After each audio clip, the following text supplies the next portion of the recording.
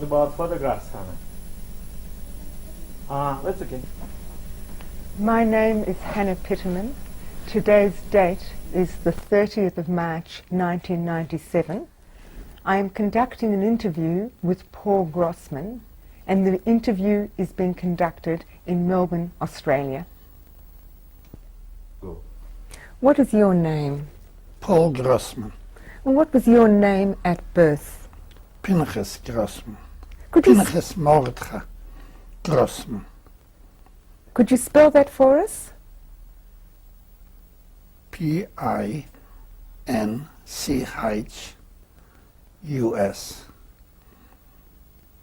Mordcha Mordcha.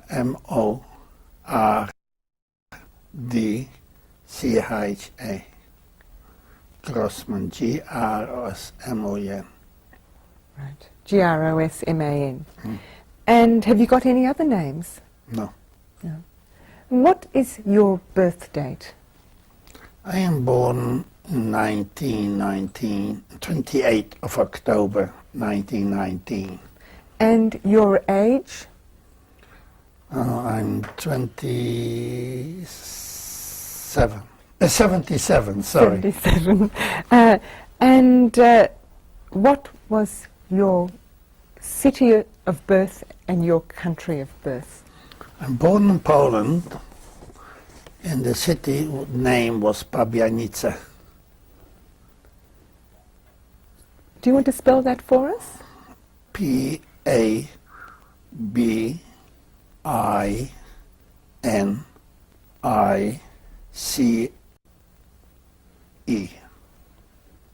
And it was, and where is the city? Near Lodz. Near Lodz. It's 12 kilometers from Lodz. 12 kilometers from Lodz in Poland. In Poland, yeah. Thank you. Now, I'm going to ask you something about your life before the war. And I'll start off with asking you about your father, what his name was and what he did. My father's name was Fivo. He was a merchant.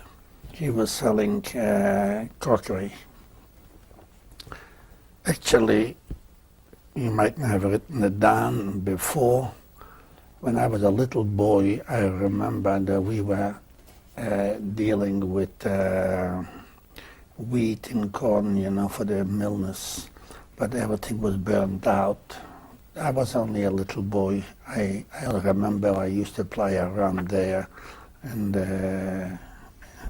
where the wheat was lying, big heaps. But afterwards everything was burned out, and they have started on selling crockery. We used to go to markets. My father was a religious man. He used to go 3 times a week to the shul praying. Mm. My mother was a very religious lady. She was wearing a sheitel. So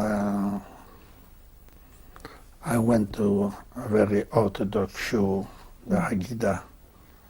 You heard of Haggadah? Yes. It's like very religious people. And then we learned also history, Jewish religion, Talmud, and also to learn Polish. And then after I left there, I went to it was a Jewish school, like Manskop was it called, Kolski's school. And they learned only Polish and history and all sorts.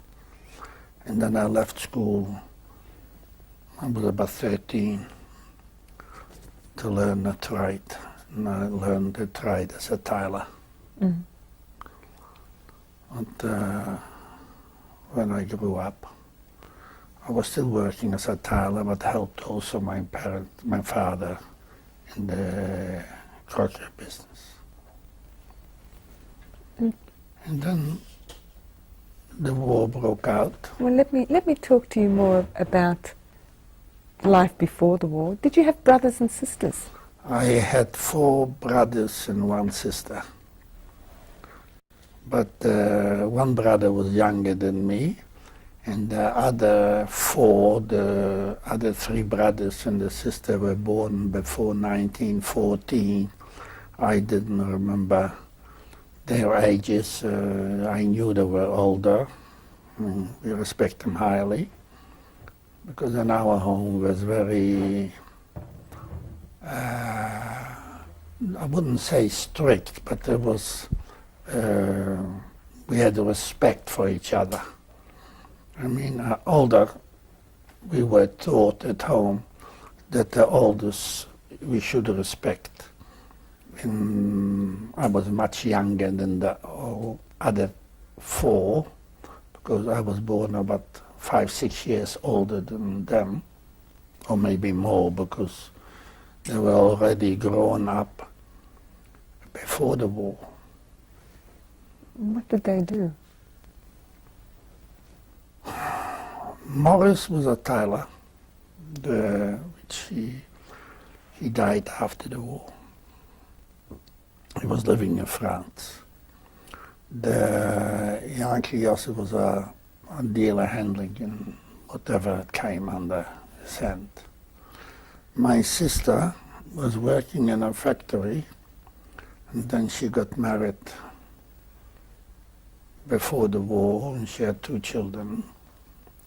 My older brother was traveling to Poznan, Poland, selling materials. And all of them were very strong, big. I mean, I am like a little weasel against them. Well, very clever boys. I'm not saying, not because they were my family. My father, his whole life was praying to God. This was his main profession. I mean, if he went to selling to a market, the boys were working and he went to shul. He didn't care whether they will be stealing the goods or not. He went to shul because this was his life. But he was a gentleman. One day I will remember, when I was a little boy, I was told he went out from a biker and he found outside 5 zlotys, which is $5 for the example. He went into the biker and said somebody must have lost outside 5 zlotys, and he gave it to the biker. If anybody will ask for it, to give them back. Himself, he wasn't a rich man. He could use more than 5 zlotys than probably the biker put it into his drawer. But he was too honest, so he didn't keep it for themselves. Did you have a comfortable life, or were you hungry before? We were not hungry, we were not rich. We were not rich, we were not hungry, we could support ourselves. We were not well off, but we had plenty of food.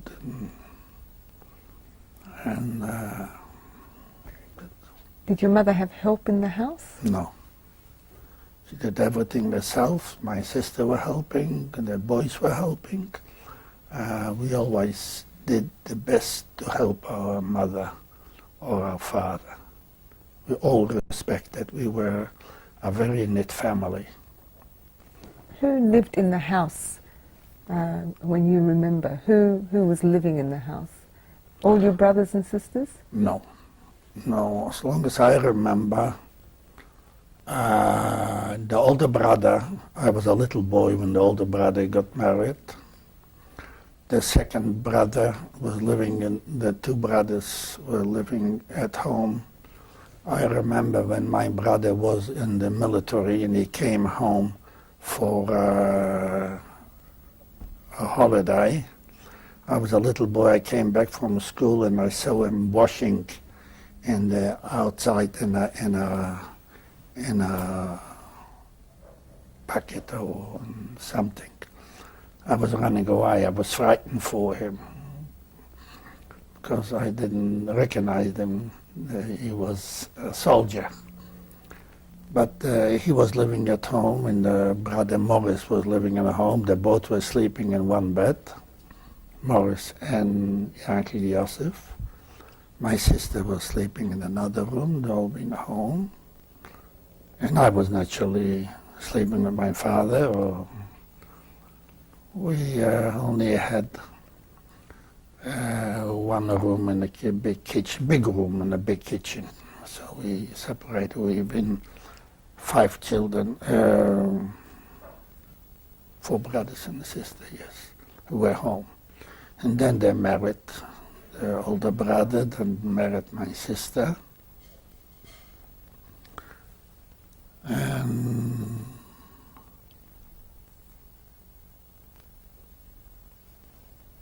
they had children. And they had children. The older 3 brothers had 2 children each. And we were at home when the war broke out. And then my younger brother was sent away to Poznan, to a camp. Let's just before we start, when the war broke out, just tell me, did you have friends that were non-Jewish, or was there? I had in our street when I was a little boy, there were living German people, and they had a grocery shop, and we used to play around Jewish and non-Jewish. Mostly I had Jewish friends.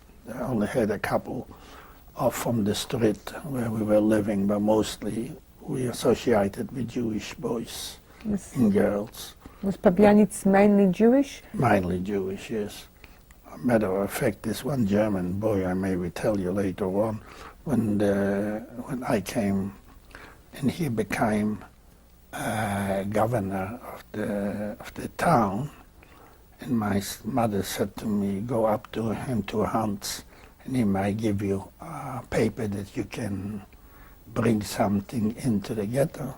And I came up to him and I said, how are you, Hans? And he said, my name is Herr Bürgermeister. So I didn't say anything. I said, you want me to call you Herr Bürgermeister? You're Herr Bürgermeister. So he asked me to sit down and gave me what I want. But that's not the point. It became very big. We were playing like little boys there at home together. But most of my friends were Jewish. Did he end up helping you? He gave me only a paper, a certificate that I can go and bring from other states. He helped me. He did, yes.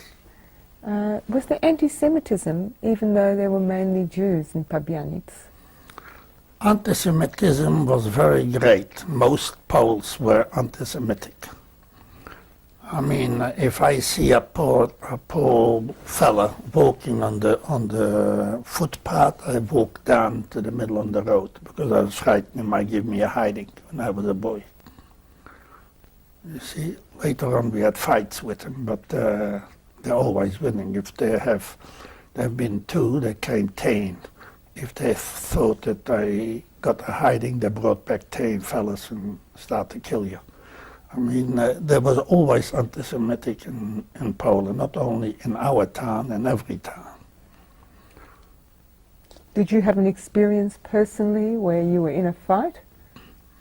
Oh, we had a few fights, but not very minor ones, because I was always running away from them because I knew that fights might come, and I tried to avoid it. Did other members of your family ever experience a fight, a hiding? Oh yes, my brothers usually, mostly fighted with them, because they were stronger than them. I mean, our keeper, what's the name, Strush, the caretaker? Caretaker. The caretaker was frightened for my brothers because my father once he was fighting because he didn't say to my father, ich habe es erfahren. You understand? Yes, I do. And one day my father came back from the market a bit late, and he was rushing to take the goods off from the wagon and put it in the thing. So he said, Janek, come here to help me, and he didn't. So he got a hiding from my brother. You know, but I mean, they were stronger. They didn't start to fight with people, but if somebody attacked them, they gave them a lesson.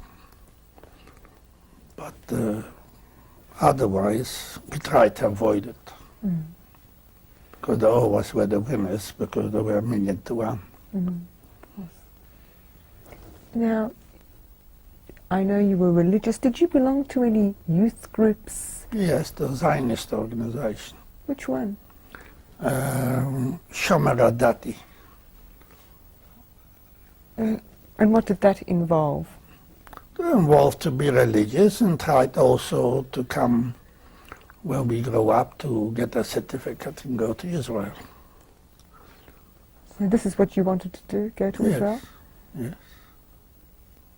And did you meet with the youth group? Did you have outings? Oh yes, we had outings. We went to camp, and we had a club, and we went there nearly every day or every second day, and in the weekend for sure.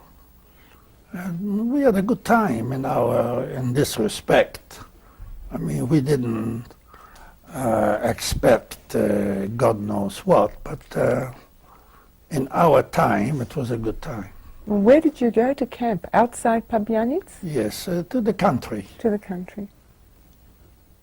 And was it safe when you went to camp? Yes. We never had any problem. I mean, safe or not safe, we never had any problem. Mm.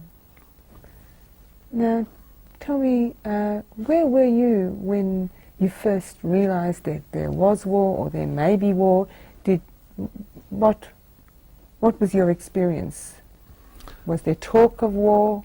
Yeah, they were talking about war in 38 or beginning 39. And my mother used to say, it's not such a terrible thing. We were in the war with the German and the Russian between 14 and 18, and the Germans were good people. So if a war comes with the Germans, it wouldn't be so bad. So we didn't know that such a wild man will come into it and he will want to kill all the Jews. But when they came in, we saw that it's not the same Germans as it was in 1914. What year did they come in? Pardon? What year did they come in? They came in 39 in September.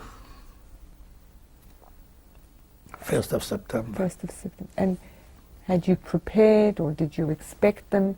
What was your experience when they came? Oh, we didn't prepare because we didn't know what we were up to, because we thought they were nice people. We were frightened for war in general, but nothing we could do, and the Poles were screaming, we're going to kill them, and Poles thought they're going to have a fight. They never had a fight, because they came in with such a storm, and straight away they started off with the Jews, take them to work, to slave labor, and So what we happened? struggled. What happened in your family? They came to your house, and what happened? No, I mean, they came to houses as well, but if you went to work, they grabbed you and you had to go to work. Slave labor. And then after they opened a factory for the government, for the soldiers to make some coats, so I used to go to work in the factory as a machinist. I was working there. And what did you get for that? I probably earned enough money for a bread a week. So therefore I started to smuggle into the ghetto when the ghetto started. and the 40. I ran away from home. What year? I ran away in 39. I went to Bialystok because the Russians were there. And in the beginning of 40, my brother came smuggling to Bialystok some, I don't know what you call it. It was tablets like Kogutki do Glove to headaches. And he sold it there. And he came, Yankee Yosef, and he said to me, come home because Mom is crying. She's not going to live if you're not coming back because she is terrible at home. Were they in the ghetto already? I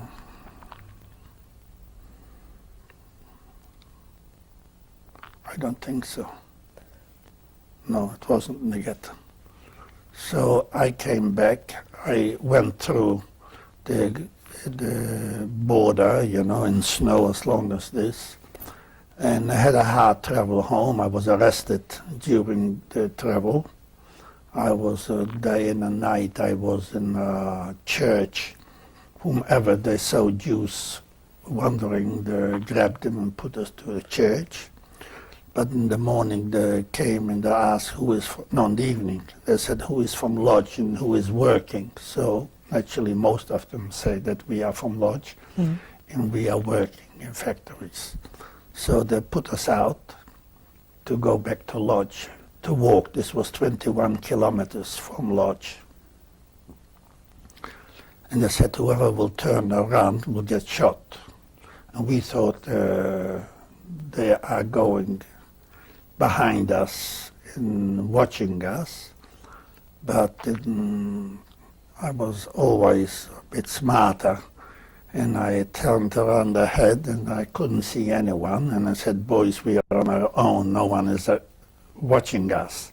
So we went to get some water and we were rushing around. And we started to walk home. And then we came home. I went up to my brother was living in Lodge. And they said the mother and father are at home. So I went home. I brought quite a bit of money back from Bialystok. And my mother didn't, I mean, although she needed the money, but she was more happier to see me than the money. We started crying and hugging and kissing. And that's it, and we were happy at home. And then I said to my mother, what shall I do now? They said they're grabbing always boys to work. And it's very hard not to be caught. And then we went to the ghetto. And So when did you go to the ghetto? What month of what year? October in 1940. October 1940. So you were a year virtually still At home. at home in October 1940. And what happened? Did they come to get you? Did they come on? How did you go there? Where? To the ghetto. Oh, they came an order that the old Jews which living here, they gave us a part of area that we all have to live there. And we had to shift. We were going to the ghetto with little wagons and this and the other, and the Poles were like, the ghetto, Jews to the ghetto. We were so happy that the Jews are going to the ghetto. And we went to the ghetto. So how many of you went to the ghetto? Mother, father? Oh, all of the Jews, not only mother and father, whoever it was there. In your family? My father and my mother and I. And you. And what about your brothers and sisters? Did they come with you, or No, they have been married. I also had to go to the ghetto, but I had in separate homes. they had separate quarters? Yes. So in your ghetto, in your quarters, there was just your mother, your father, and you. Yes. And what did it look like? Describe it. What? The quarters you were in the ghetto. How many people in a room? Well, we had one room, the three of us were there. And some of the big families also had one or two rooms. The ghetto wasn't big, and it was about 15,000 people.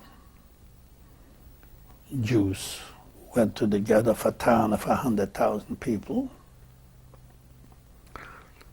It was actually a town with a lot of mills making fabrics. Everybody could make a living there. In the ghetto?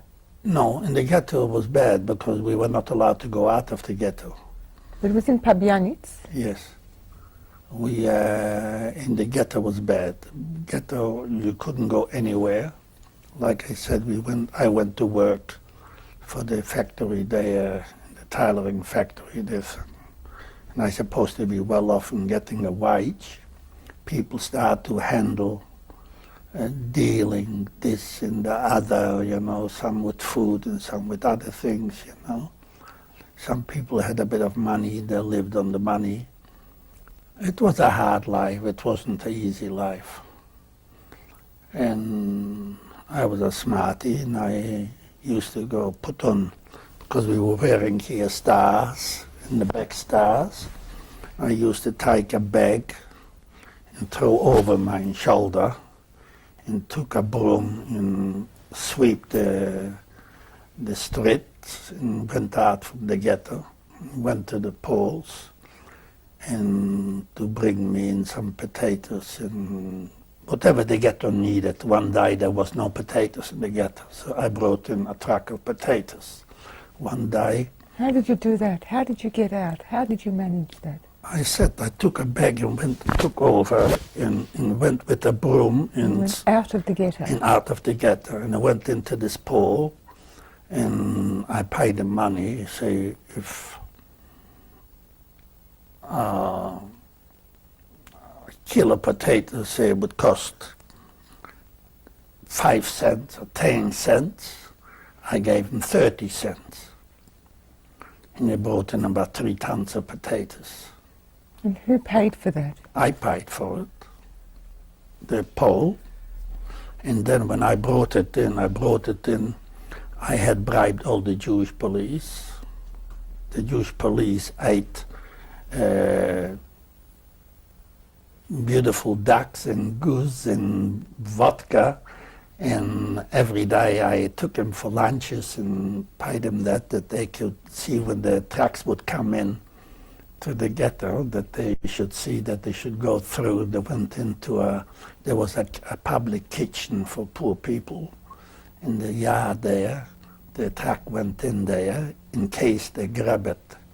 In case a German would come, so it would have been for the kitchen, for the ghetto. But then I had small people which they were selling. Everybody grabbed a bag or two and paid me straight away the cash. And when the truck was empty, the truck ran out from the ghetto. The police were watching it, and I went to work. So in the morning... So you made a bit of money? Pardon?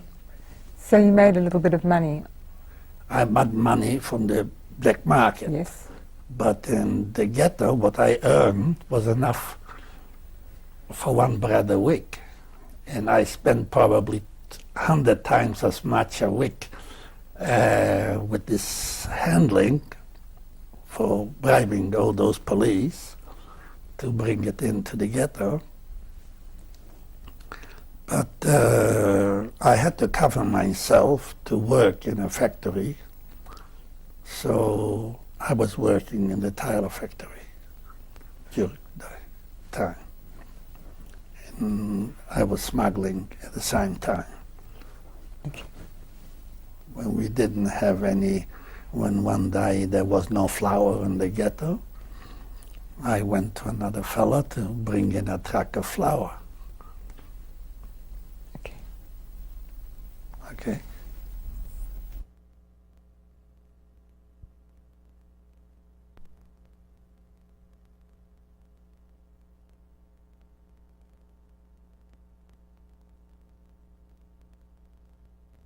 Potatoes and other goods as well? Flour. And flour. And how long did this last, the smuggling? Oh, it didn't last long, because in April 1941, when they caught the fella, which he was traveling with a truck of flour to bring it into the ghetto, it's already a few times which he brought him, but they didn't caught him, but they caught him once.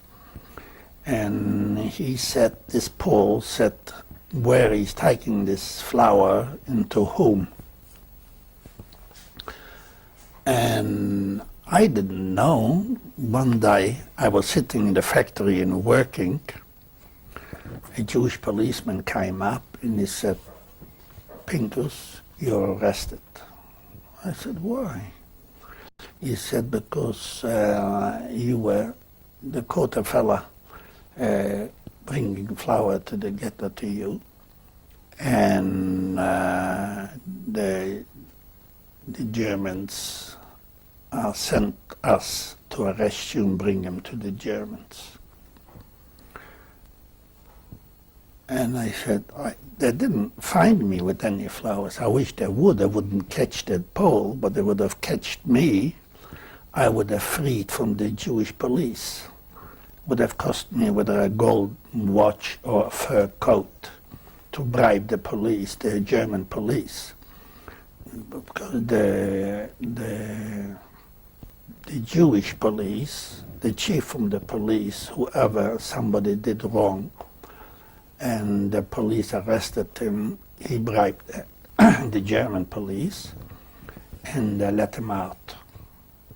Now, when this Jewish policeman arrested me, he said, look, for you, you can run away. I mean, he knew me, and he was bribed all the time. And he said, you can run away. You can go home and say, I will come back and say you ran away and I don't know where you are. But he said, it's silly. I think it's better that you come up. And Stern was the name from the chief from the police. And he said he will come up and he'll get you out. So then you are free, you can do what you like. Otherwise you have to hide all the time. And we have to be under the outlook for you. Maybe somebody will come and say you are here and they will arrest you. Otherwise, if you come with us, he will get you out. You'll be a free man. Naturally, I went with him. I thought it cost me a fur coat or a gold watch. It didn't worry me. I had enough money to do that.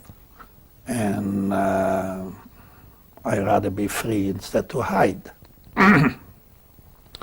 But I came up to the police. I got a very big hiding, first of all. And From the Jewish police? Pardon? From the Jewish police? No. The Jewish police gave me to the German police. The Jewish police only had to bring me to the German police. As soon as I brought me to the German police, the Jewish policeman went out. I came to the German police, and I got there a hiding, a good hiding. But I was strong, I was at the time 20 years of age, and I was strong. And it didn't, it hurt, but I could take it. But I already heard outside that Sturm is already intervening there with the German police. But looks like he couldn't free me because there were already involved 3 Poles One where he was buying the flour from, one where he was hiding the flour before he got together the truck of flour, and the third one which he brought into the ghetto. So he had 3 Poles already involved. And we had to have a court case. So he couldn't let me out. I had to be together with the 3 Poles to have the court case. So he couldn't get me out, because the Poles would ask, where am I? So when I found it out later on, not when I was arrested, when I was already in camp or wherever, I found out from people which came and told me what the story happened. Anyway, they sent me to Radegos. There was a big factory in Lodz, which whomever they caught for smuggling, they brought him there. So I came in there. Was this a prison? Pardon? Was this a prison? Like a prison. It wasn't a prison. There was a big factory, and it was empty. They took all the prisoners and put them there, and were lying on the concrete floors. We were sleeping there on the concrete floors in this big warehouse. And when I came there, every week one fellow from Pabinitz came there and gave the people a hiding, all the smugglers, whoever was caught. But a hiding, unbelievable. If I could live through this hiding, I must have been strong like an ox. What did they do? They put me in a bank and put me up with striped me up, and took wire, like wires, this, in the hiding. I had prints like this all right on my body, and started to scream. After a while I couldn't scream, and I just thought I'm dead, so I didn't care. And then he pushed me down with a foot and lay on the floor, and he went away. Then the Yiddish fellow, I was wearing a satin shirt, and I wore summer shoes, and he took my shirt off and put in some water and put some on me to help me out. This is another prisoner. Another prisoner. And I was there 3 months in this camp, in this Golishau, in this... Radas. The factory, warehouse, the Radas. No, Radegos. Radegos. And I was lying there, we were there but for 3 months. How many hidings? Pardon? How many such hidings did you get? The one hiding only then when I arrived. Then they let us go. And we were sitting there, and they gave me the first evening, they gave me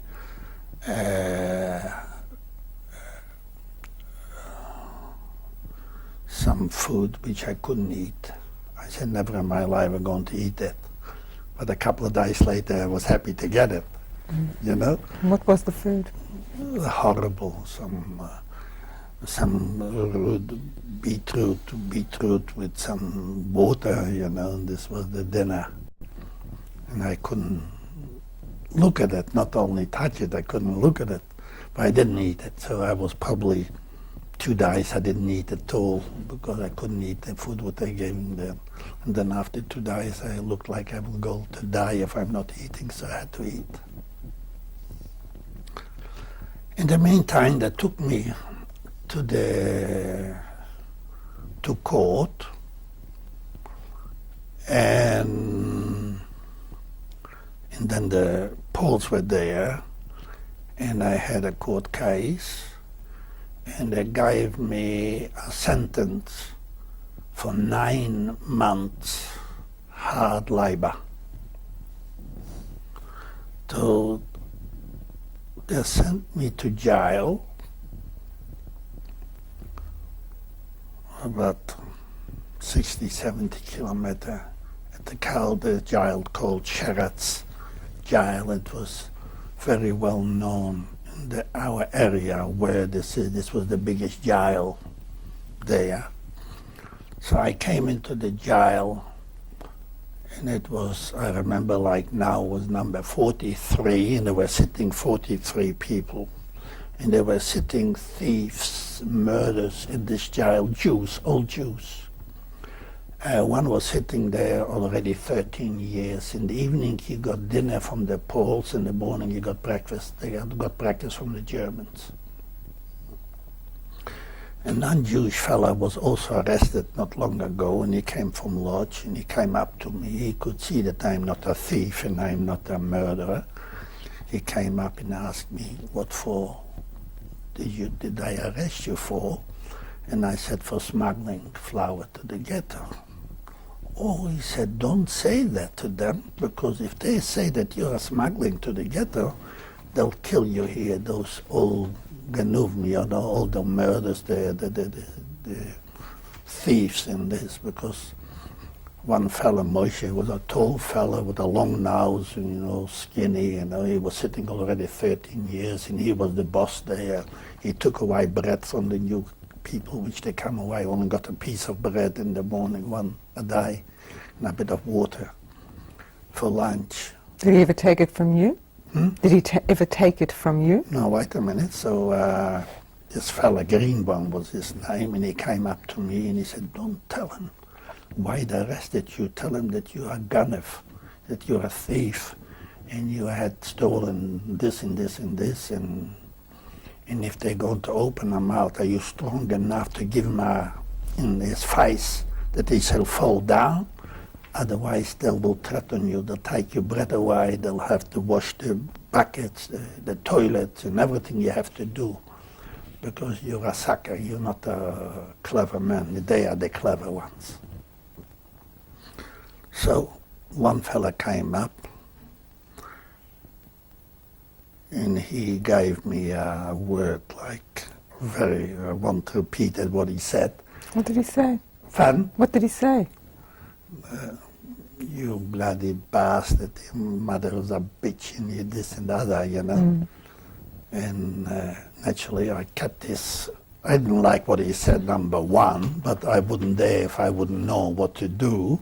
But as the other fella told me, give him straight into the eyes, and he will fall down, and the others will stay like little ants. They will be frightened for you. Then they will respect you. That's what I did. And you hit him? Oh, I hit him hard. And whoever came, and I said, whoever comes here, I'll kill you. And they all were sighting away, and they became friends. The people started shake hands and this and the other. And they didn't take my bread away. I was one of them.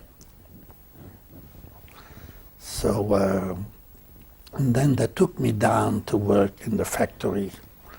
Also in jail was a factory to make uniforms for the jails. Then when I said I'm a tailor, they took me down to the factory during the day to work in the factory, and came up in the evening. And it was always a good worker. I could see one thing, and I could speak a perfect German. And because I could speak a perfect German, it helped me a lot, because every German respected me, because 90% of the Jews couldn't speak German. And they didn't understand what I saying, and I got hit because they didn't understand what they want. But for me, they had a bit of respect, because I speak a good German, and some of them asked me whether I come from Köln, from Germany. But I didn't. But I had friends in German, and I spoke German. So sometime when he smoked a cigarette, and he threw down a piece on the floor, so I picked it up, and when I came up to the jail, I gave the fellas to smoke. So they all thought of me the world. I was there probably about a month in jail. After that, they sent me away to Zduńska Wola. This is another town about 18 or 20 kilometers. There was a little camp. It was 102 people, 100 Poles and 2 Jews. and we were working making torf. I don't know what you know what torf is. Torf is like the black coal. It's a coal to burn, but it's made from mud. So I was working there. It was hard work. And all the Poles used to get parcels from home, or they came to, this was in the country, this wasn't in town, it was out of town from Zduńska Wola, about 3-4 kilometers. And whoever was arrested there in this town, the Poles, the 100 Poles, they had whether young fellas, they had mothers, or the older ones had wives. They used to come to the Poles there around in the country and pay them, so they can bring them food to the jail. They were allowed to bring in every day food there. And there were two Germans. One was the chief, and one was second in charge. The chief was there with a wife and a child, and the other one was a young fellow. His name was Young, Mr. Young. But he had a soft heart. And I was working on the torf, but Sunday I went into a room and I was making something for the boss, for the chief. I turned over a fur coat, you know, to make him new. I made for the wife a dress, or for the child a little suit. And every few minutes I used to go into the kitchen to warm up the iron to press, so something I stole with me, so I had something to eat. So I was working quite a few months there in the winter. They sent us to clean up the streets from snow and this and the other. And the Poles had to eat, but they wouldn't give us anything. We had 2 Jews, and there was also a priest amongst the Poles, and he was praying every Sunday, and he was praying against the Jews. And the 2 Jews were sitting, and he couldn't open their mouth. Now, one day, this Young came in and sat down in the room when I was sewing, and he asked me, "Where are your parents?" And I said, "I don't know." Couldn't tell him. They went to concentration or wherever they sent them away. I don't know. He said, "Do you get any food in?" I said, "No." And he said, "You must be hungry." I said, "But what can I do?" I said to him, there was a commando, 20 people go to a gem factory working. And those people came back from the gem factory, used to say there's heaps of potatoes there lying, heaps of apples and sugar and jam. And you can have whatever you like there. And came into my, and I asked the chief from the SS there in the camp, and I asked him whether he would send me to the gem factory. He said, no, you're a Jew, you can't because you're wearing damage there. And I said, "I'll take them off." He said, "You're not allowed to take it off." And he wouldn't let me go. And he gave me from time to time a piece of bread, not much. So this Young came in one day and he was sitting there. And he asked me about if I've got somebody, and I said, "No, I haven't got anybody, and I don't get any food in. And the food what we get here, just a bit of water," because I knew they're selling the food. What they got from the jail, they got a supply to this camp. But they were selling the food because they could see the Poles have got so much to eat, so they're selling it. But they cooked a bit of soup there, it was a bit of water, but we had no choice. So I said to him, if I could go to the marmalade factory, you would do me a big favor. He said, talk to the chief. I said, no, I can't talk to him. He already rejected me. But I didn't tell him that he rejected me. I said, you're a friend of his. You better talk with him. And I would be very grateful if he would send me to this jam factory, at least I can have a bit of jam or a bit of apple to eat, because we're starving here. And then I knock on the door or the window, and they used to bring in the food through the window, and he got a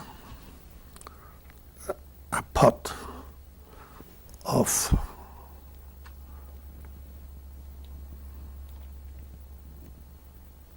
wasn't potatoes, but white potatoes and flour, kluski, kartoflane.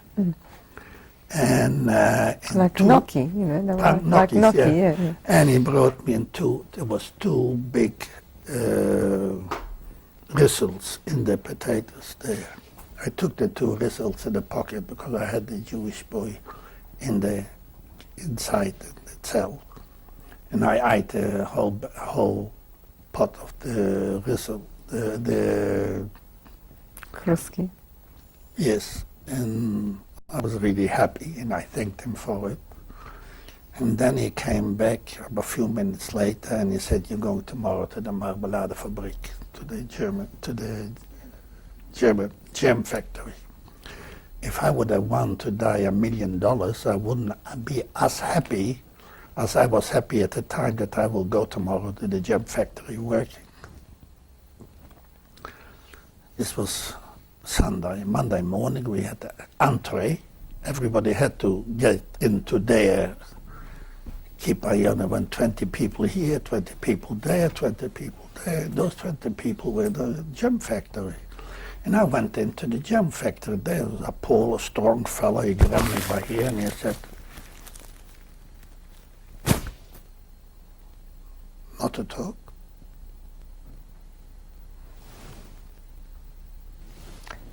To talk. Yes. Anyway, he grabbed me and he said, "Get out," with a swear word, not only just this way. And I stood, I didn't move. And he wanted to hit me.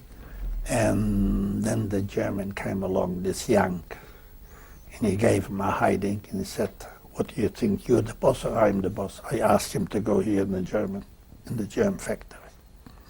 So I went to the jam factory. When I came to the jam factory, it was heaven.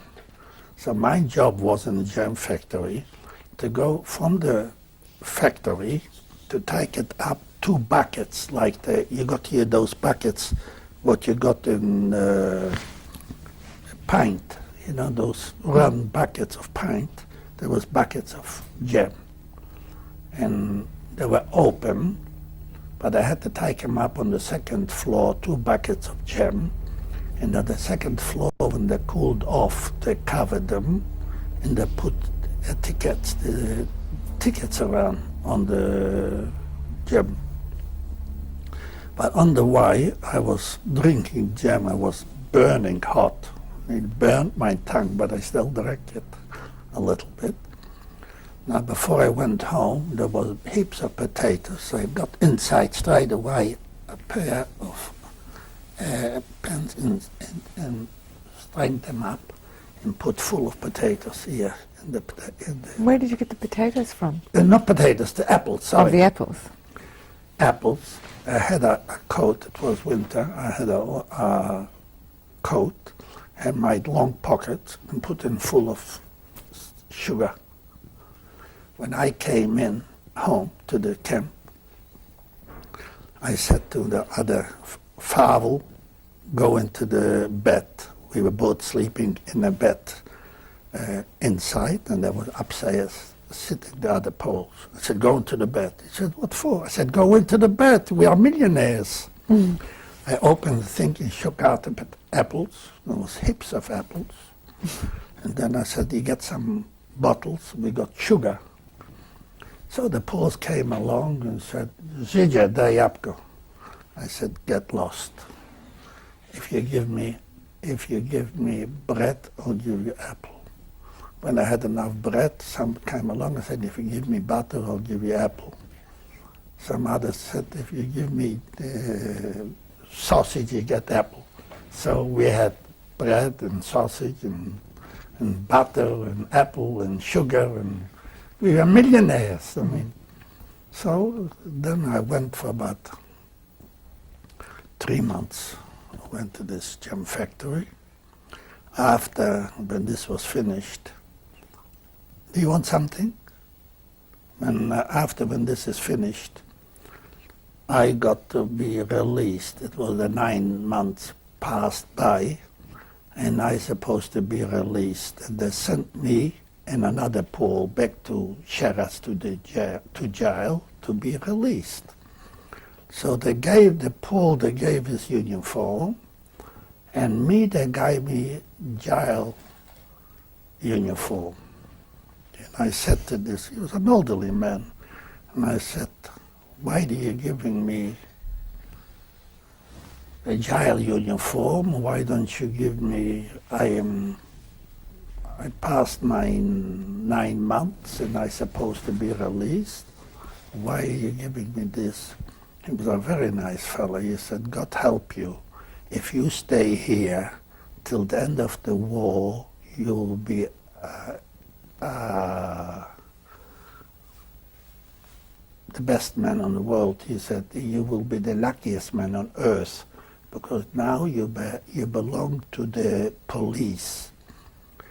And as soon as you walk out from here, you belong to the SS, to the Gestapo. Here, you're not under Gestapo, under the Schutzpolizei. Understand what I say? Yeah. And when you walk out from here, you belong to the Gestapo. And with the Gestapo, we stop.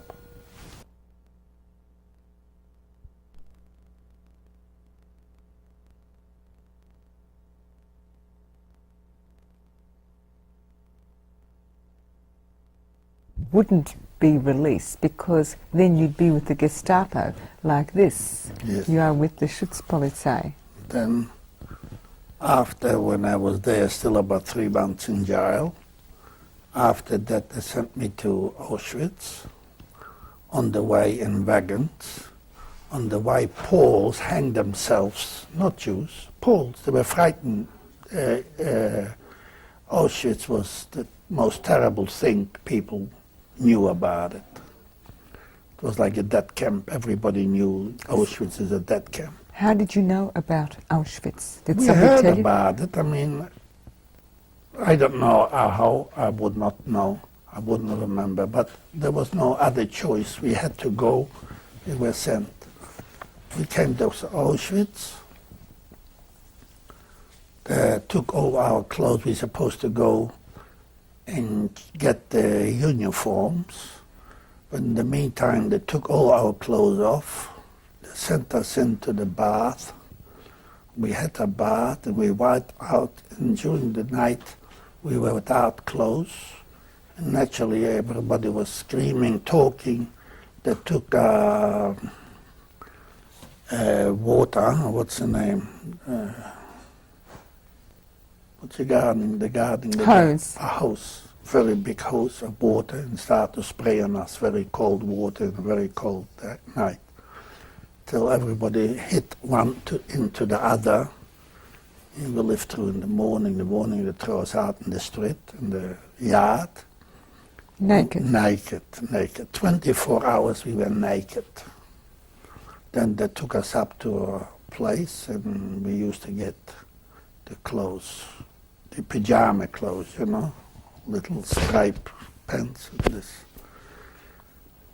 And then when we got that, we went to cells. I was lucky. They sent us to a cell which was a master cell. They're supposed to be for the Red Cross if they come to see that everywhere beds and straw bags. The bed had to be done very nice and clean, like in the army. Every morning there was a cabinet with plates there, and the room was very clean. And our food plates were in the toilet. We had to take there from the toilet, and when they brought food from the kitchen, We came there and poured it in, and then we had to wash it and put it back there in the toilet. What was the toilet like?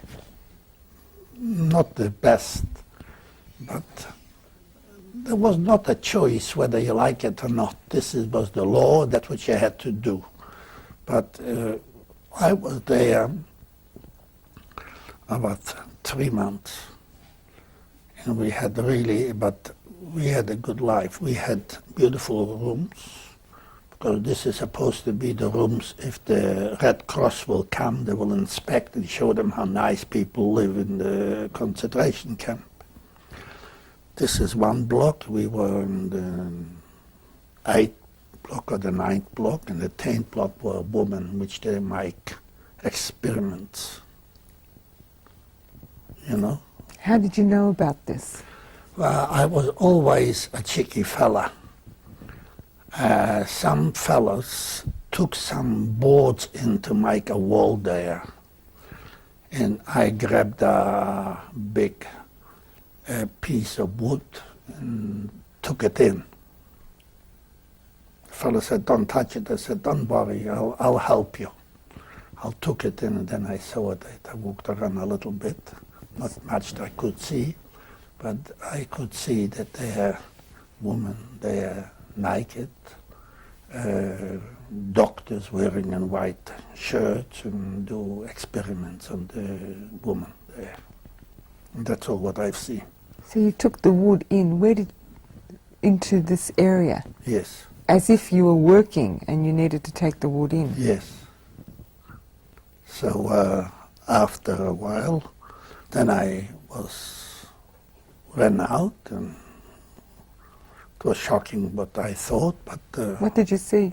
Pardon? What did you see? As I see naked women lying on tables, there's a lot of women walking around, taking their hair, shaved the hair off, and it was terrible. Look, I cried probably that time the whole day, seeing what was going on there, but I had to forget. Did you see anything happen? I didn't see really what happened. I just passing by, I could imagine what happened.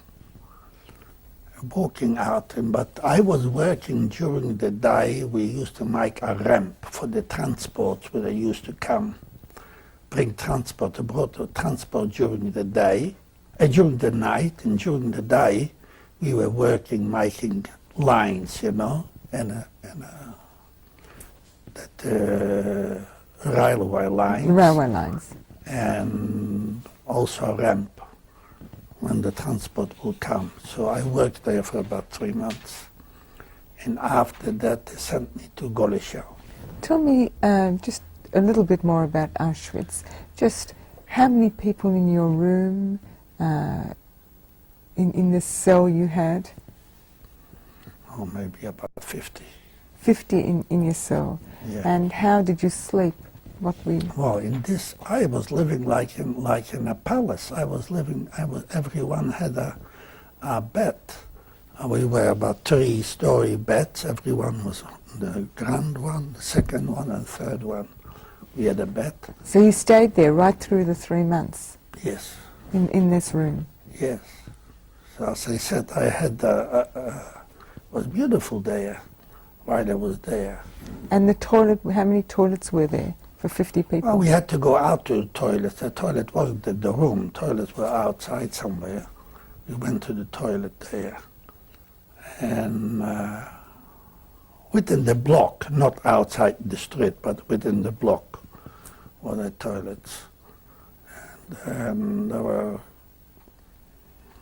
I mean, to us was this a paradise, because the people took her to the crematorium. This was about a kilometer away, and there was the crematoriums, and most people went there. When we came, the big transport were not coming yet. The transport used to come, and then they made a selection and took them there. Did you see them doing that? No, that was during the night. But did you know about it? Yes. We could see the smoke coming out from the chimney. Yes. And we knew what's going on, and they was calling a commando, which they worked when the transport came. They had they were the best commander in camp because they had plenty of food. People brought parcels, and some of them they stole some parcels there.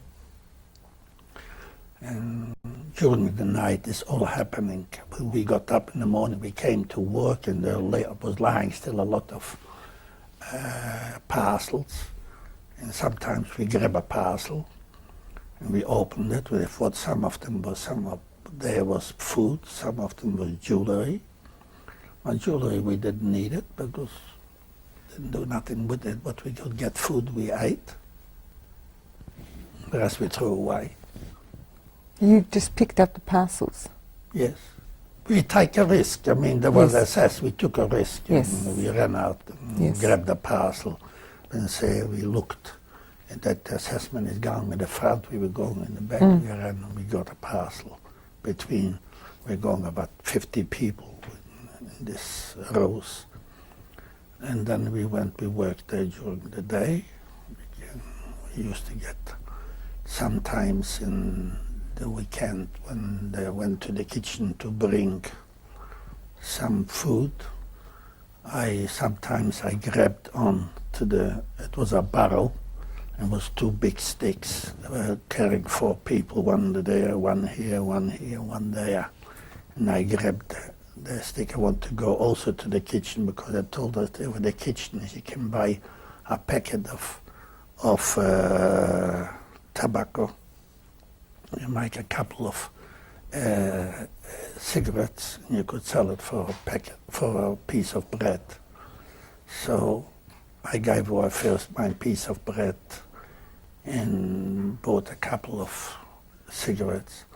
But later on I could see that what happening. I went and grabbed it also to go to the kitchen. I got a bit of a hiding, but I still went there to the kitchen. And there was a market, they were selling them packets of tobacco.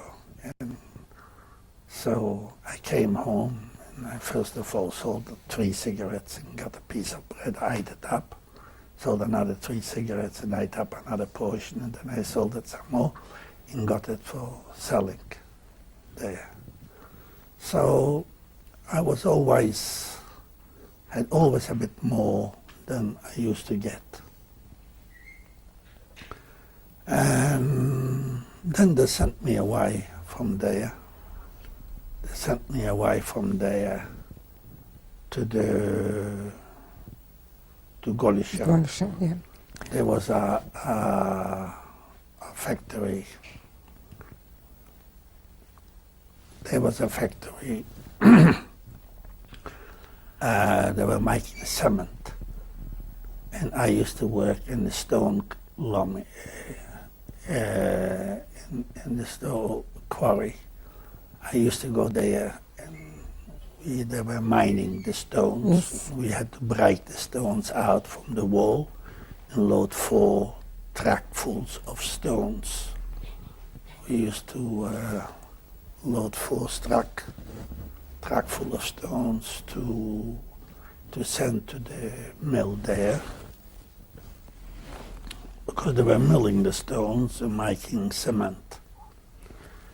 And I worked there nearly 3 years. So 3 years. Till the 27th of January 1945, when they sent everybody away from Auschwitz. So we were part of Auschwitz. They sent us away to Germany. When the Russians used to come up, they used to send us. But I worked there for 3 years in the stone. How did you live? What was the food situation like? Was it as good as Auschwitz, where you were able to do a bit of handling? Could you do handling in Golisha? I always helped myself. I got a hiding, but I didn't bother about it. I went up, there was a doctor, he was chief from the kitchen, Dr. Pundik, and he had a bit of feeling. And I came up to him and I said, "Doctor, would you please let me help you here, something by the kitchen. And he could see that I want something. So he gave me a little pot and he said, clean a tub of potatoes and bring it into the kitchen. So I cleaned up the pot of potatoes, I got into the kitchen, gave him the pot of potatoes, I stole something. I came out, I had always a few fellas which I could straight away give it to them. So we ate later on in the evening. And then when I was already friendly there, he asked me to come in to clean what they were cooking, the big tubs where they're cooking the meal. I cleaned it there, and I usually get a bowl of soup, which I had. Sometimes I got a piece of bread. So I always had a bit more food. And when they sent me to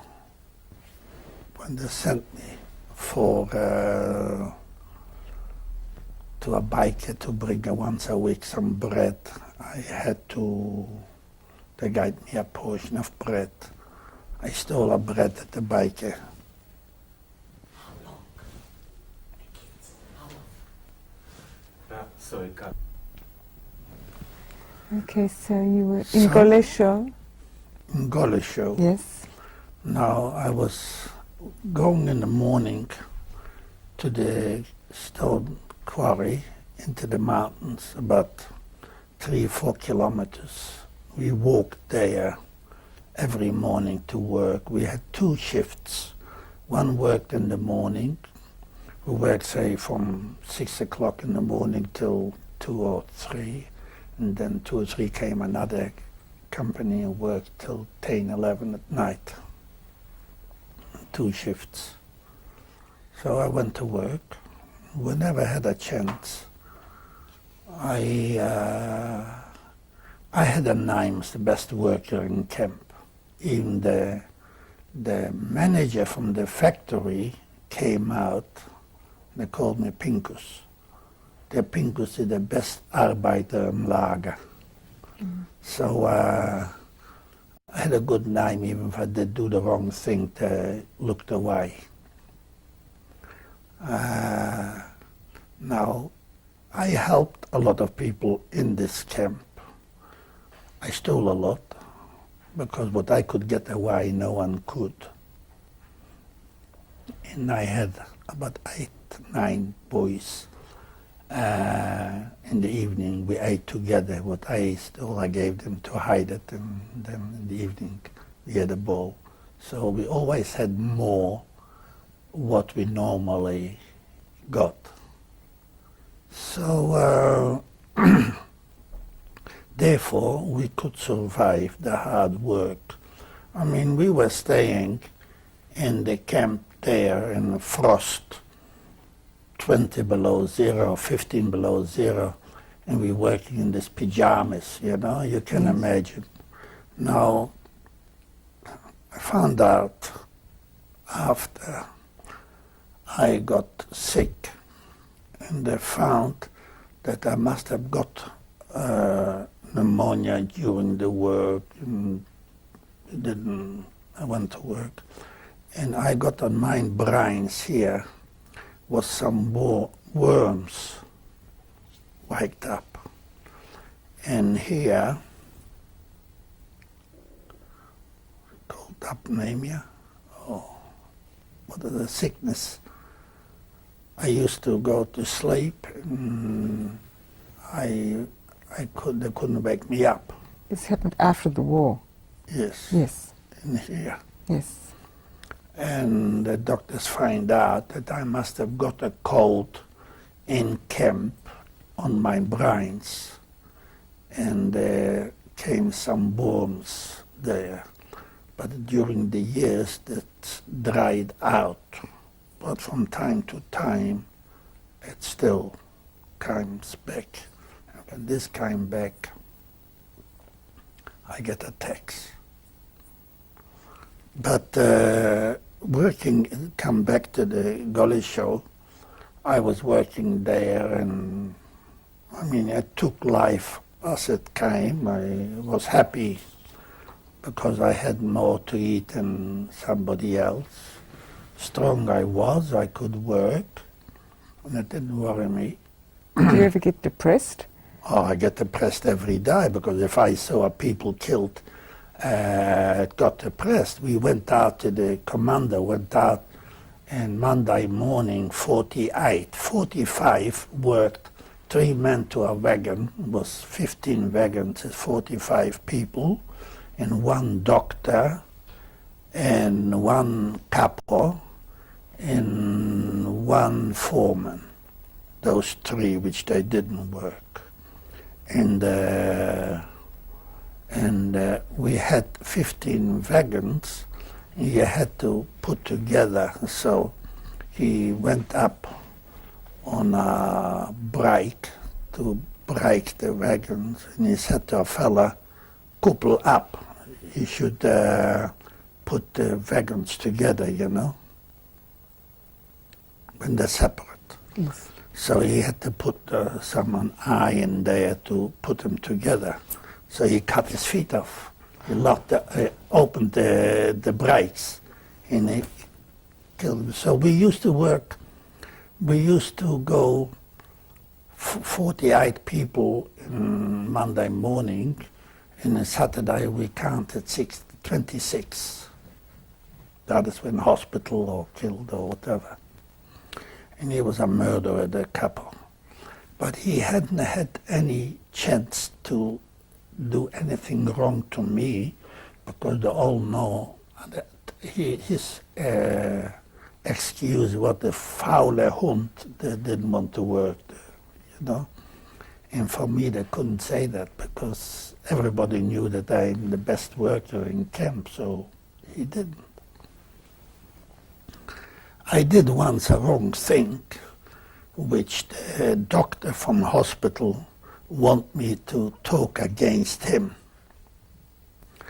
And he wanted me to see that he should hit me, that the doctor can complain to the chief, to the assessment, to the mine governor, that he hit me. So he's not hitting just anybody, he hit me as well. And I'm the best worker, why did he hit me? So the doctor begged me to make something wrong that he should hit me. And I did something, I can't remember what happened. And he started to run after me, and he threw a stone at me.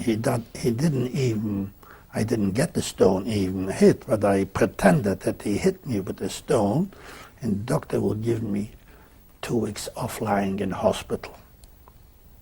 You understand? I make a deal with him. Yes. So I will be lying in hospital for 2 weeks.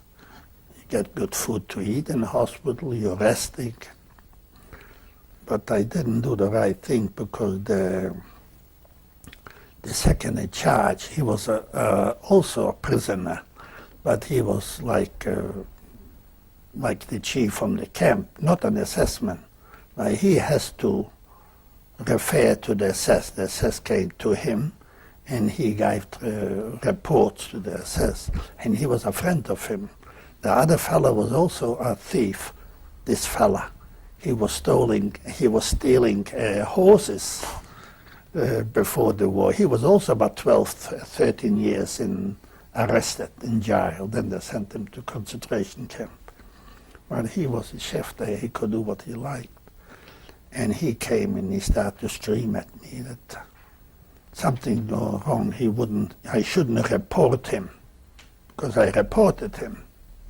And I shouldn't report him, and I was frightened that I might get killed for it. You know, I was really, but thank goodness I didn't. But I done the wrong thing. Once, one friend of mine was working in a calc oven. They used to make calc. You know what calc is? The white, what they're like, it's not cement. It's, I don't know what it is. Wapno. Proszę? Wapno. Nie wapno. forgot what's the name. The white, pieces of white. When you're building a house, you use this color. I don't know what it is. So I used to work there, and a fella brought him some potatoes. The bowers used to come to buy that, and he brought him some potatoes, and they caught him cooking some potatoes, and they put him to us to work in this stone quarry, because there was a easy work, and ours was a hard labor. And in this foreman, this couple, he was a bandit. He was weighing 115 kilo, and he was killing people. And I knew that he will come there, he will finish him off. And I said to him, he will work with me, because if he worked with me, he wouldn't have a chance to get on him. And every few minutes, on the whole way, when we were walking about 4 kilometers, and he said to him, "Are you all right? You're a good worker?" He said, "Yes, I'm a good worker." And I said to him, to the couple, "Don't worry, if he works with me, he will work." You know, I pretended I will be seeing that he will work hard, but I only wanted to protect him. And we came to work every few minutes. He came along and asked him, "How is he working?" I said, "He's working better than me." You know, so he didn't have a chance to do anything wrong to him. But I was working and passed. I was working till December 44 and 45 in January. They sent out all the people from Auschwitz. There were 35,000 people were sent out from Auschwitz, included us. We were about 1,000 in our camp, but we belonged to Auschwitz, and we yes. went together out. And we arrived to Golisho. Golisho. No, after Golisho. Sorry, Oranienburg. to Germany, Oranienburg. Oranienburg, yeah. We arrived. 35,000 people were sent out. Can't remember. We arrived about 15 or 16,000. We arrived. The rest were killed on the way. Yes. Why were they killed? What They would couldn't happen? walk. And they just died? Or shot? They didn't Were die, shot. shot. If they couldn't walk, they were shot. They didn't die. And then they put us on some wagons,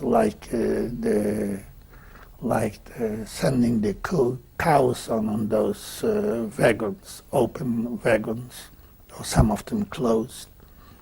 And we probably packed in about 200 or 300 into a wagon, pressed like the herrings. And half of them died in the wagons. We put them on a heap in the wagons. We were in Oranienburg short time, a few weeks, doing nothing. 2 or 3 weeks, we do nothing. We were just sitting in a big camp, doing nothing. Did you wonder where your parents were? Did you talk I knew about my it? parents are not alive anymore. We knew 90% of Jews already killed. You knew this? We knew everything. We knew everything. We knew that they're sending us out because the Russians came on. We hoped that the Russians will grab us and the Germans will run away, but they didn't. They sent us over deep to Germany, you know. Yes. From Oranienburg, they sent us to Flossenburg. Yes. And even in Flossenburg, we didn't work. Yes. And also was very strict. It was a horrible camp there. Also, again, I was running to the kitchen to see where the kitchen is. I was always running near to a kitchen that I can have something a bit more to eat. And thank goodness this helped me out of my troubles, that I could be alive. Strong I was, I did whatever they asked me to do, the Germans. I spoke a perfect German, and once in Shoa we went to the stone quarry, and I worked with the miners. I spoke very well, and the miners were civil people, come from the country, and they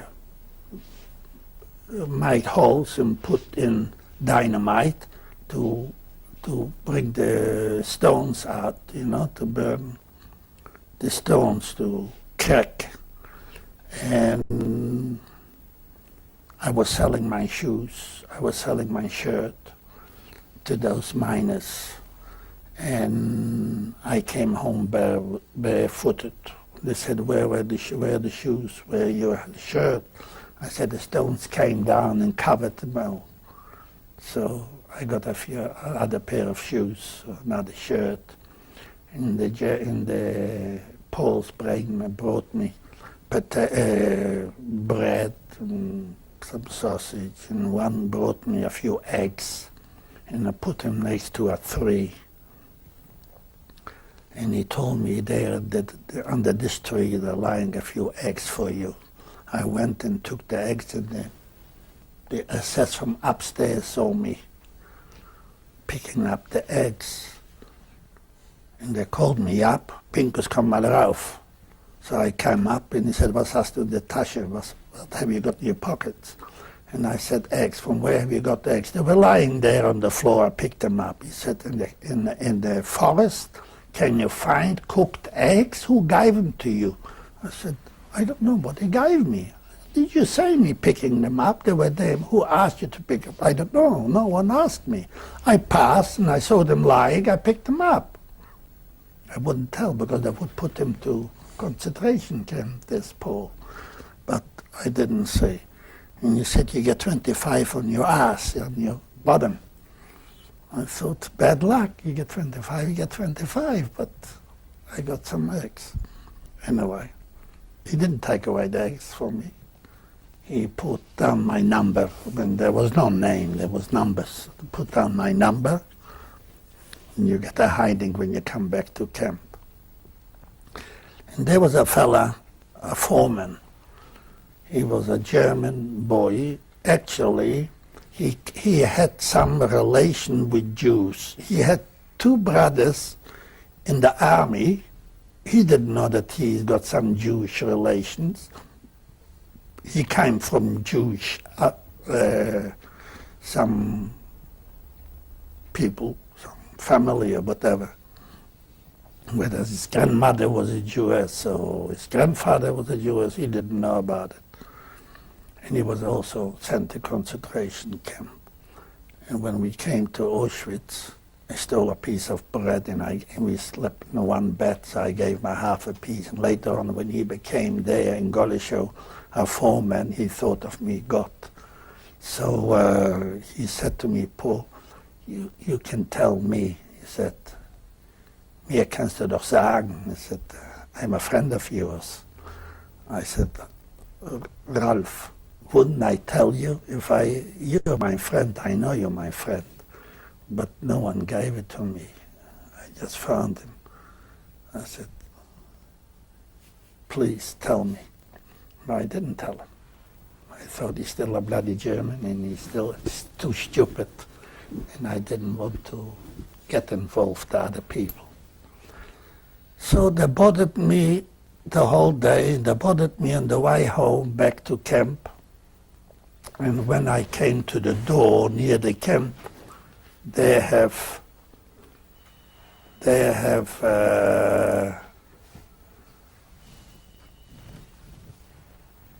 something wrong, and they have tore up the piece of paper that I didn't get any hiding. So you didn't get a hiding? No. Good. And but on the way back, as I said, I came back and I come forward again. When I came to Flossenburg, from Flossenburg I was there a few weeks, and it was hard there, but we lived through. And then the Russians came again near, and they sent us to Plattling. Plattling. We'll hold it there.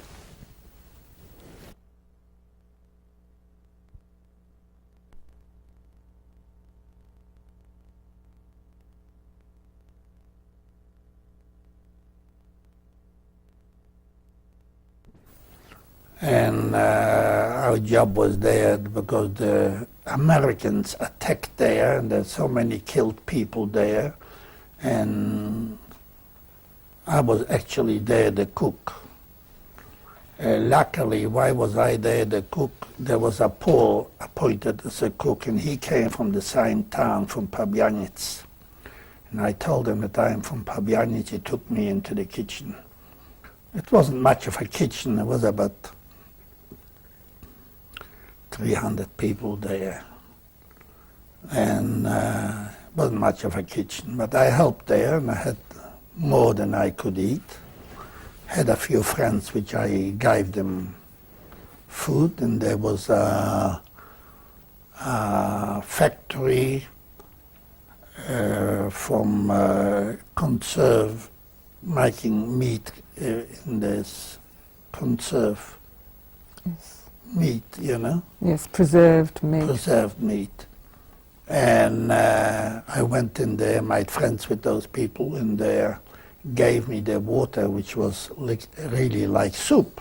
It was from the meat. And I cooked the meals with this, instead of water, I cooked it with this soup. So the people had a bit more.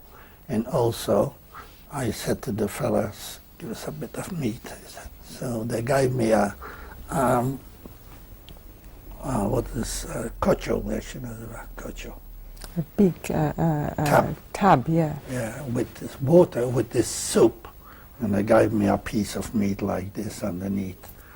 And I cooked this with the soup.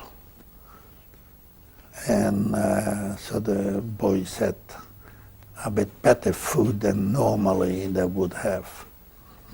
So we were there, and the people were going to work in the streets.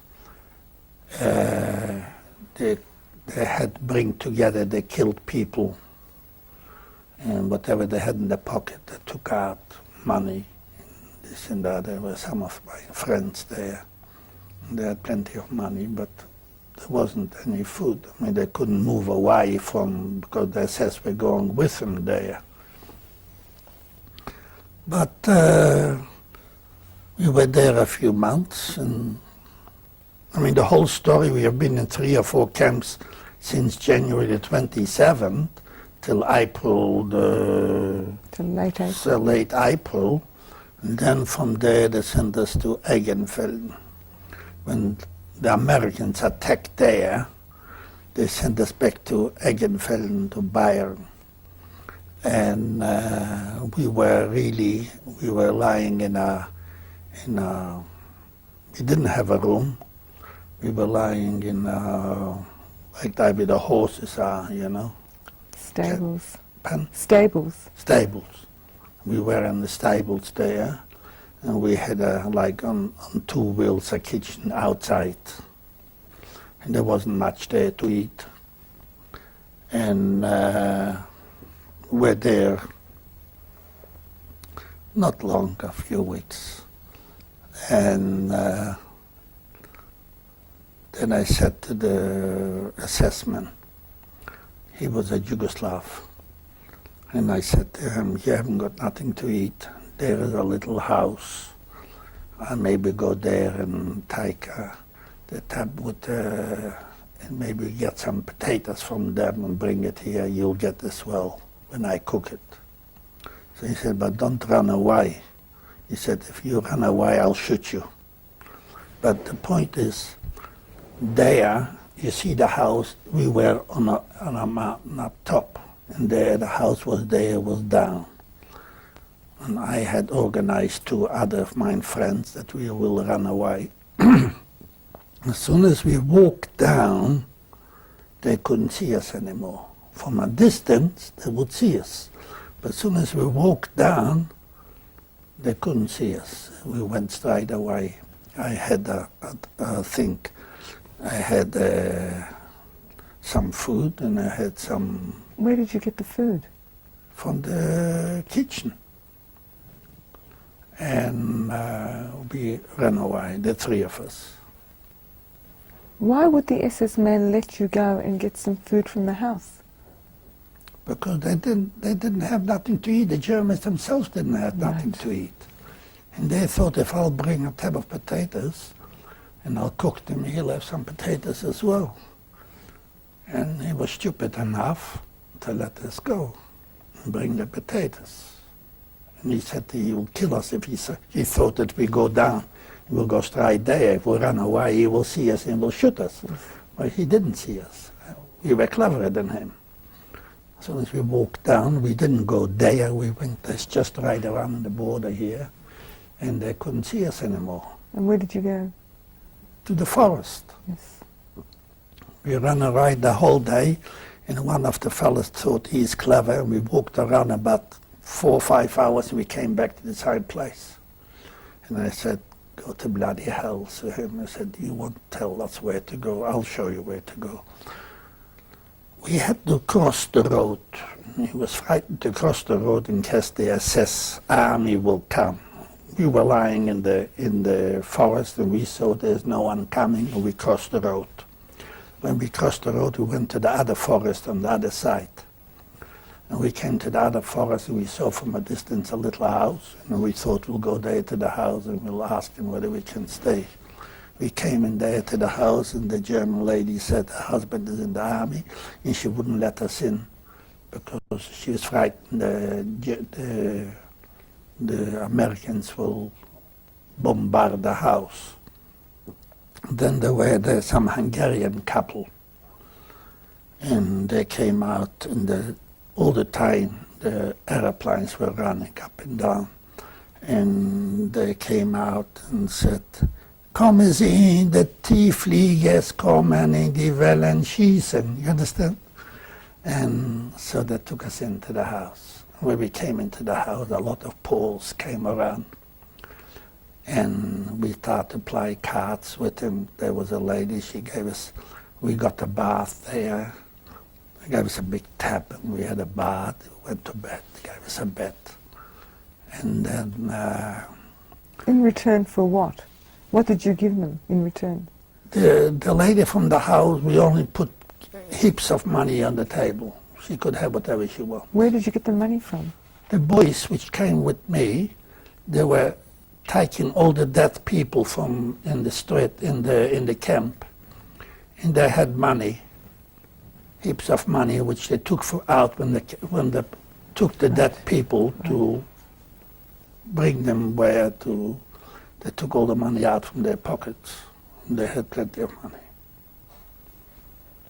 Then there was working a Polish girl which was sent to Germany during the war to work to the Germans. And she brought together, she was very nice to us, she brought together a lot of boys there which also were sent to Germany from Poland.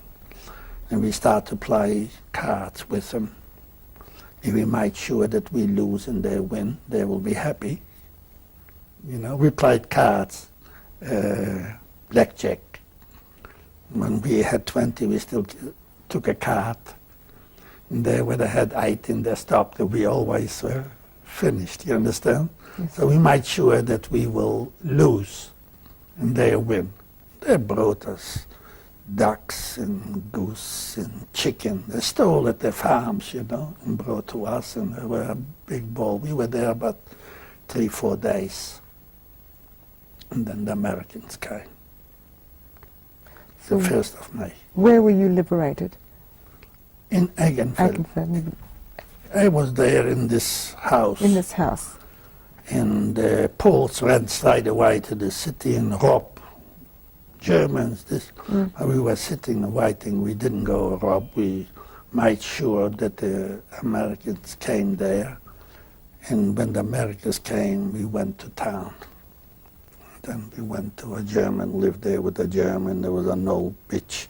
She wanted me to go to bed to her, and she was already living with a nigger, and I thought it's not my cup of tea, and I wouldn't go with her to bed.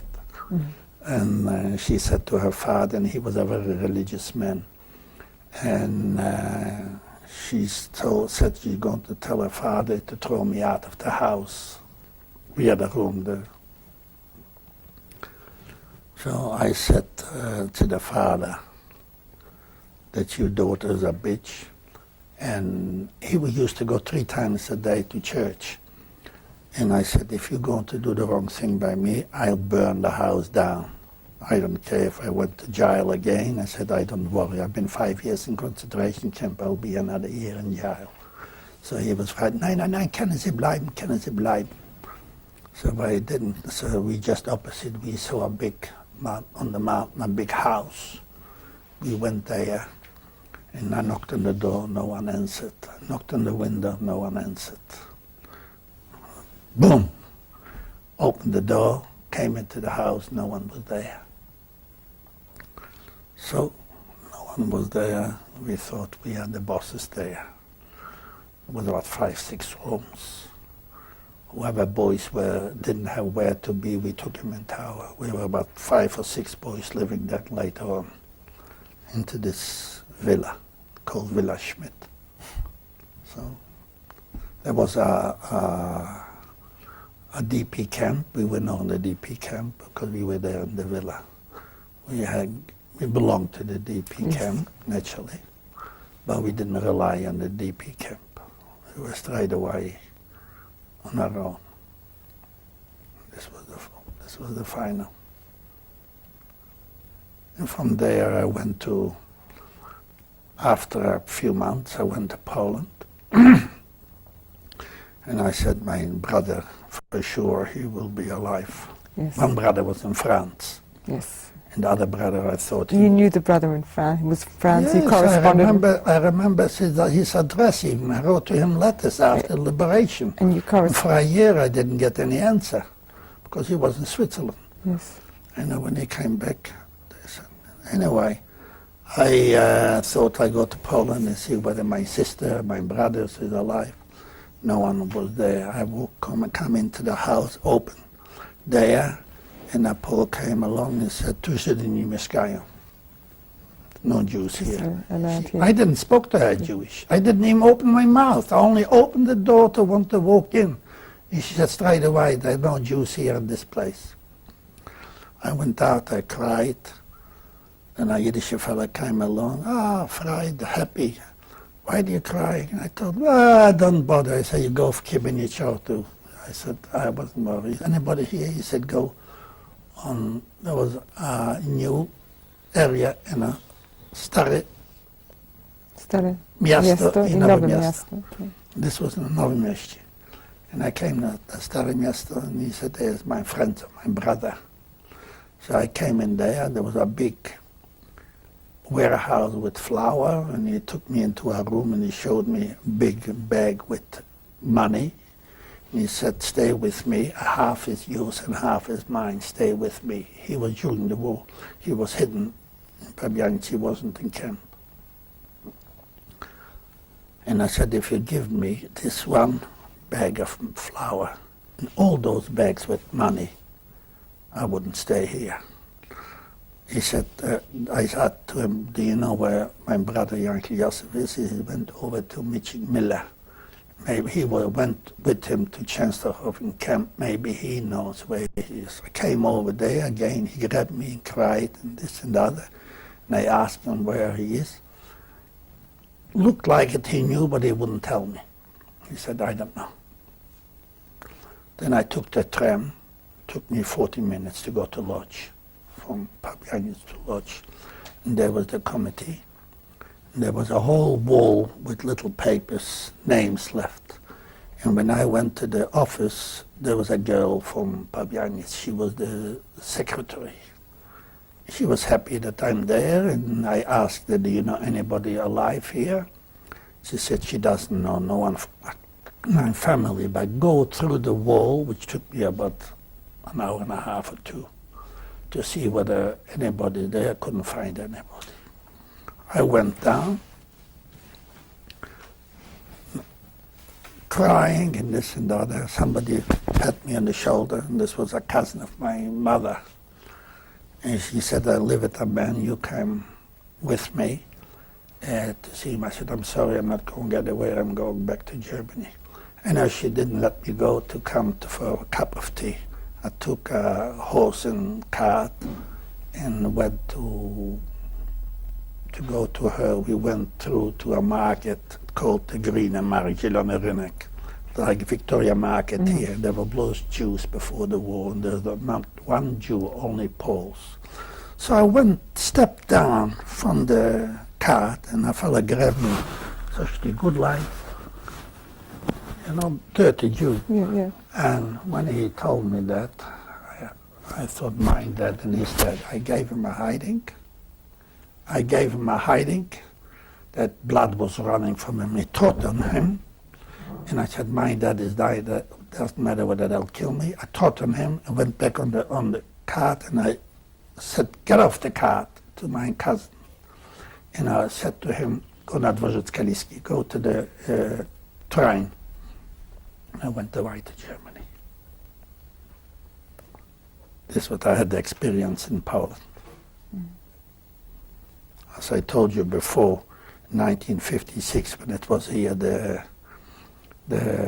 Olympic, I went to the pictures, and there were a lot of people happy there to sit, standing around with the poles, and how happy they were that they here. I went into the center, and I told them, are you Paul? I said, yes. Are you Paul? Yes.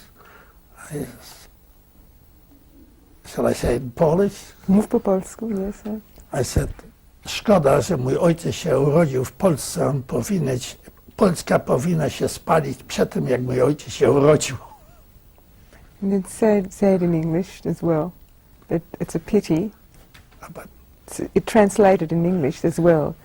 and then I said, it's a shame that my father was born in Poland. Poland's supposed to be burned before my father was born.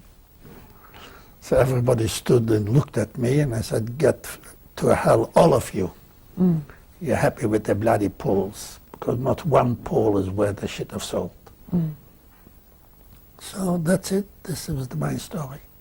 Now just tell me how, when you married, how you met. I went back to Poland one more day. When I came back from Poland, I brought at the time, I met people at the station, and I said, take me to Poland. And this was a friend of mine, partner, the fellow which I ran away from camp. He didn't know that his brother was alive, but I took him from Poland to Germany. And then he said, let's go to Poland. We'll smuggle some gold and dollars, and sell it in Poland, make a lot of money. So we came at 12 o'clock at night to Poland to lodge. And he said, it's no good us going to a hotel. We might get, we're not kosher. So I got a friend there. Let's go up to the friend. When we came up to the friend, he said, and he knocked at the door, and he said, who is it? He said, Zelig. So he stood with a gun. He still didn't believe it. He opened the door, and he stood with a gun. And he was happy that he came in. He introduced me. And he was married. There was a wife there. And my wife was a young girl. She was sleeping there in a bed. She came to visit her. She was a sister from camp. She wasn't her sister, but she was an older. She looked after her like a sister. And they put us a good dinner on, and I said to her, you would do me a favor if you go out of bed and give me the bed to sleep, because I'm very tired. So the lady from the house said to her, Jinka, chodź do nas do łóżka. So she went to her bed and slept with her, and I went to the bed to sleep there. In the morning I went up to her, they made a breakfast for me here. And in the morning I went up and asked her, what can I give you, what can I repay for the hospitality what you gave me? Then she started to cry.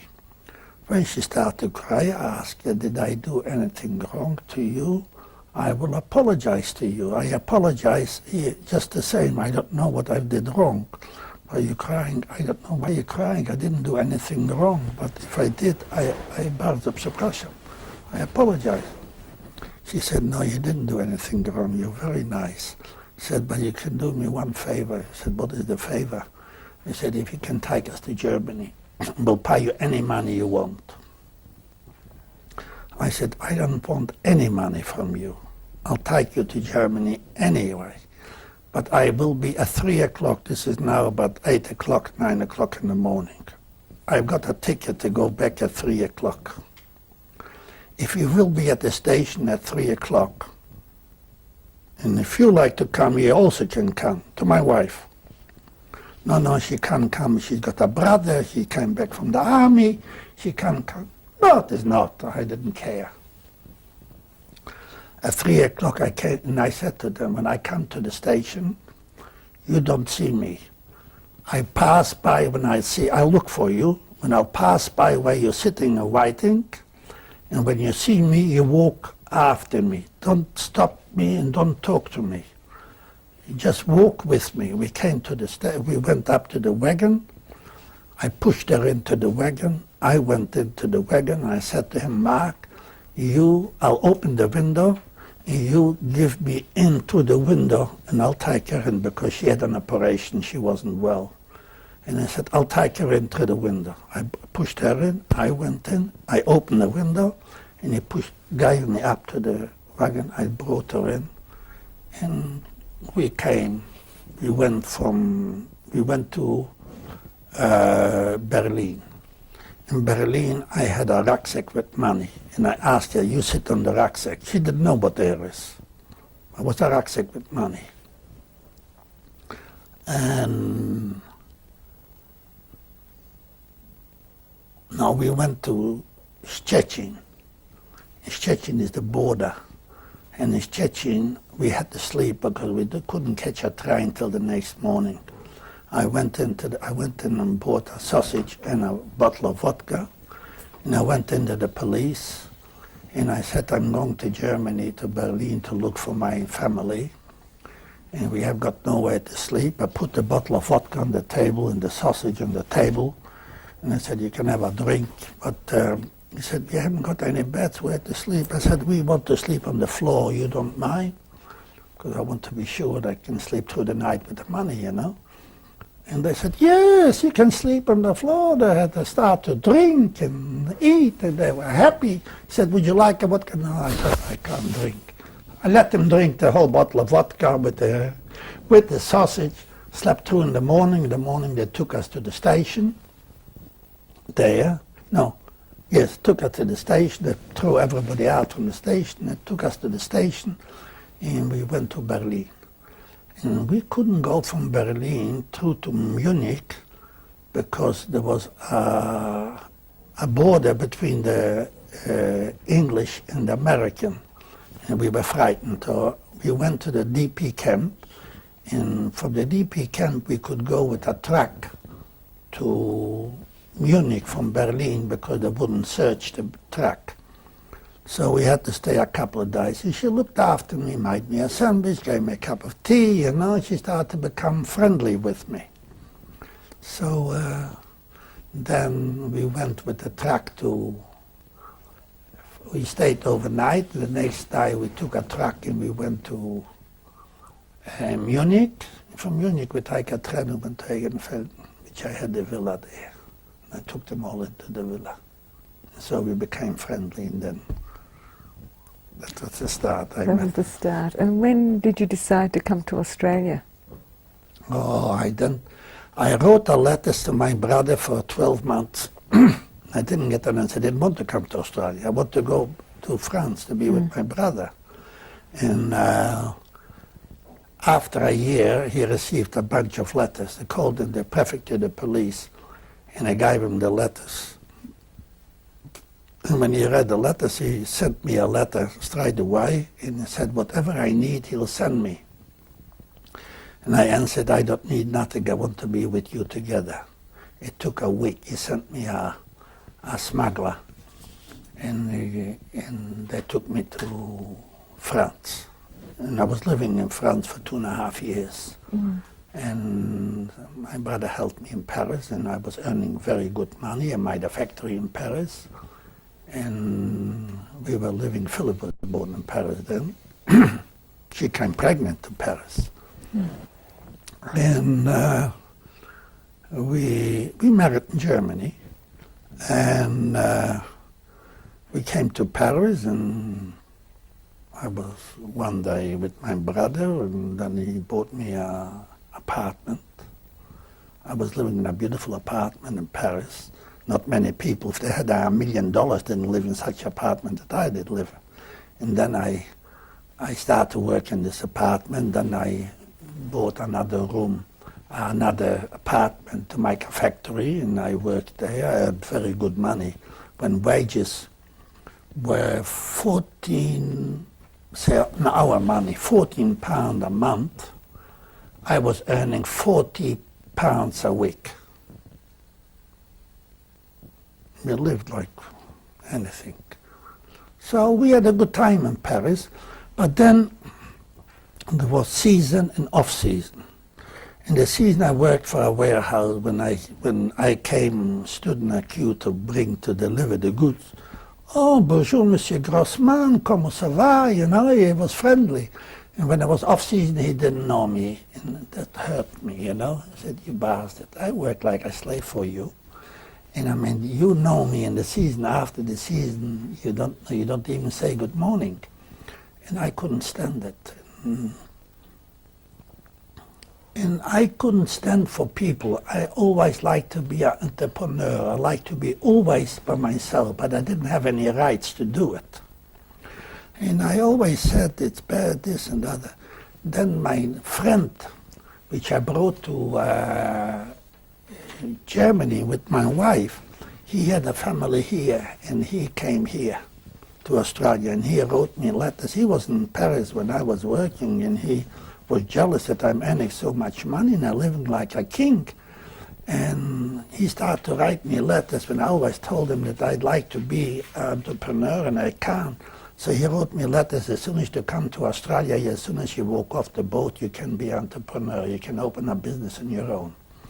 And that did appeal to me. And when it was bad after the season, and I was hurt from this boss and I got hurt. So now I've got a problem. How can I leave my brother and my sister-in-law and leave Paris? I mean, I beg to be with him together, and I am with him together. How can I live without him? I mean,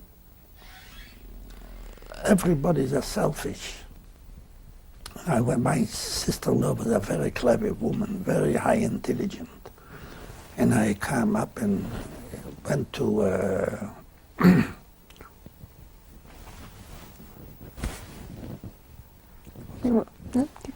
and I went to my sister-in-law, took her into the kitchen and told the seller, I have got some bad news to say, and I am very sorry what I'm going to say, but everybody's a selfish. I love my brother, and I love you, and I like to be with you together, but I can make a good living in Australia. I can open a factory as soon as I arrive there and do business.